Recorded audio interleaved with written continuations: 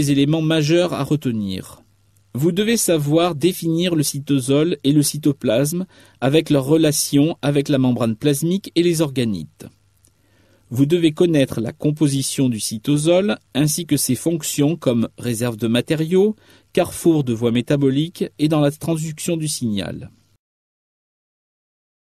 Après l'observation d'une représentation schématique d'une cellule, nous définirons les termes de cytoplasme, de cytosol, et nous finirons par voir la composition et les fonctions du cytosol. La cellule est l'unité structurale, fonctionnelle et reproductrice constituant tout ou partie d'un être vivant, à l'exception des virus. Chaque cellule est une entité vivante qui, dans le cas d'organismes multicellulaires, fonctionne de manière autonome mais coordonnée avec les autres. Les cellules de même type sont ainsi réunies en tissus, eux-mêmes réunis en organes. La théorie cellulaire implique l'unité de tout le vivant. Tous les êtres vivants sont composés de cellules dont la structure fondamentale est commune, ainsi que l'homéostasie du milieu intérieur, milieu de composition physico-chimique régulé et propice au développement des cellules de l'espèce considérée. L'étude de la cellule a permis de décrire ses différents constituants et de découvrir son fonctionnement du niveau moléculaire jusqu'à des modèles d'intégration globale. Vous pouvez observer ici une représentation schématique d'une cellule eucaryote. La cellule constitue une unité spatiale délimitée par une membrane appelée membrane plasmique. Celle-ci, loin d'être une limitante hermétique, constitue une surface d'échange permettant la mise en place du flux. L'observation microscopique des cellules a mis en évidence de nombreuses structures internes appelées organites intracellulaires. Nous pouvons ainsi citer le noyau, le réticulum endoplasmique, l'appareil de Golgi, les mitochondries, etc. Ces organites sont également délimités par des membranes. Le noyau, par exemple, est délimité par une membrane nucléaire. La cellule est donc constituée d'un système complexe de membranes délimitant des compartiments au sein desquels vont se dérouler des réactions biochimiques bien définies. Le cytoplasme est défini comme le matériel biologique contenu entre la membrane plasmique et l'enveloppe nucléaire. Il s'agit d'une phase liquide, ou plus exactement d'une émulsion colloïdale qui comporte de nombreux organites et structures en suspension dans une phase liquide appelée cytosol. Il contient des ribosomes, des mitochondries, un cytosquelette et un ensemble de vacuoles plus ou moins ramifiées. Ces vacuoles constituent le réticulum endoplasmique, l'appareil de Golgi, les vésicules de sécrétion, les endosomes, les lysosomes, les phagosomes.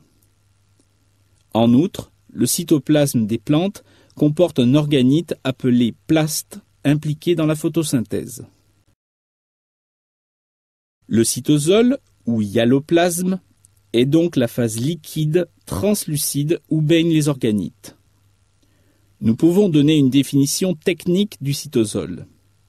Il s'agit d'une fraction liquide du cytoplasme obtenue après centrifugation et élimination des organites.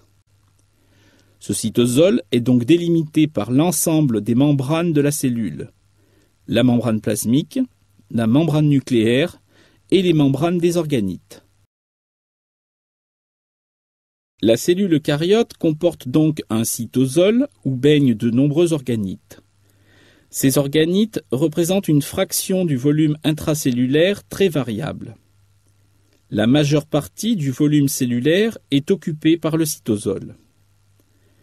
Les organites occupant le plus grand volume sont les mitochondries avec 22% du volume.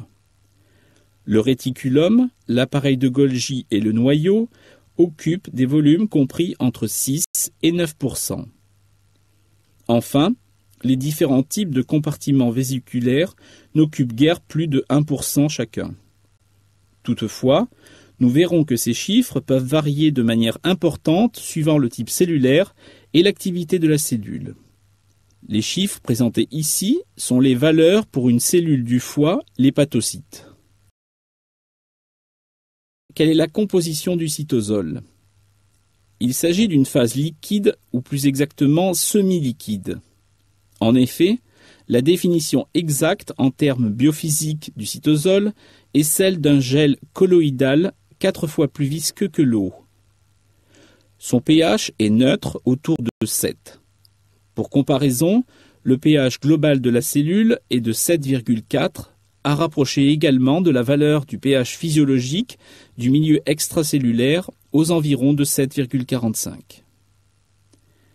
Le cytosol est constitué de 85% d'eau, cette eau se déclinant en eau liée aux macromolécules, en eau d'hydratation et enfin en eau libre qui ne représente que 30% du volume du cytosol. Le cytosol est également riche en ions, notamment sodium, potassium, chlore, magnésium ou calcium. Il comporte certains gaz dissous, comme l'oxygène ou le gaz carbonique. De nombreuses molécules ont été mises en évidence dans le cytosol, se divisant en deux groupes. Les molécules de petite ou moyenne taille, telles que les glucides, des lipides, des acides aminés, des nucléotides, et un nombre très élevé d'autres métabolites. Le deuxième groupe comporte des macromolécules telles que des protéines, des polysaccharides, des glycoprotéines ou des acides nucléiques. Ce tableau récapitule les concentrations des principaux ions présents dans le cytosol. Ces concentrations sont exprimées en millimolaires et sont à comparer à celles mesurées dans la circulation sanguine qui représente le milieu extracellulaire. Les flèches rouges indiquent les ions présentant de grandes différences de concentration entre le milieu intracellulaire et le sang. Nous remarquerons que le cation principal du cytosol est le potassium, alors que le sodium est en concentration faible en comparaison de la concentration extracellulaire. D'autre part, l'anion extracellulaire principal est le chlore, alors que les charges négatives sont principalement amenées par les protéines dans le cytosol. Enfin, nous remarquerons la concentration extrêmement faible du calcium intracellulaire. Le calcium étant un messager intracellulaire, sa signalisation ne peut fonctionner correctement qu'avec un taux basal très faible. Nous avons parlé d'un état de gel colloïdal pour ce cytosol.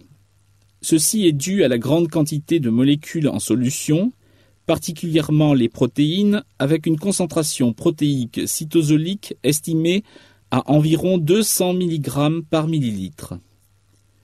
C'est une concentration très élevée qui n'est jamais rencontrée pour un liquide biologique extracellulaire. Les protéines représentent ainsi 20 à 30% du volume du cytosol. Parmi ces protéines, certaines sont en solution, isolées ou sous forme de complexes plus ou moins importants, mais une très grande partie de ces protéines sont liées aux membranes, que ce soit la membrane plasmique ou celle des organites, sous la forme de complexes multiprotéiques. Enfin, le cytosol comporte plusieurs structures de grande taille en suspension, observables au microscope électronique, que sont les globules lipidiques et les particules de glycogène. Ces structures ne sont pas délimitées par des membranes. Elles ne sont donc pas considérées comme des organites et sont donc des constituants du cytosol. Nous terminerons ce chapitre par l'énumération des fonctions du cytosol. Elles sont au nombre de 3. Le cytosol est tout d'abord une réserve de matériaux pour de nombreuses fonctions cellulaires. Il participe à la régulation des pH intra- et extracellulaires grâce à sa grande quantité d'eau et d'ions et à la possibilité de les mobiliser à travers les membranes, la membrane plasmique et celle des différents compartiments. Il s'agit d'une réserve énergétique grâce aux vacuoles lipidiques et glycogéniques et une réserve de matériaux nécessaires à la construction des édifices macromoléculaires. Enfin, le cytosol permet le transit de molécules protéiques et de macromolécules. Sa deuxième fonction est celle d'un carrefour de voies métaboliques, en permettant le déroulement de nombreuses réactions enzymatiques et l'échange de métabolites et produits de réaction avec les autres compartiments. Le cytosol est le lieu de réaction anabolique et catabolique des glucides, des acides aminés, des acides gras et des nucléotides. Sa troisième fonction est de transmettre des signaux à partir de la membrane plasmique vers les organites et le noyau. C'est la transduction du signal qui fait appel à de nombreuses protéines, notamment des enzymes fixées sous la membrane plasmique ou en solution.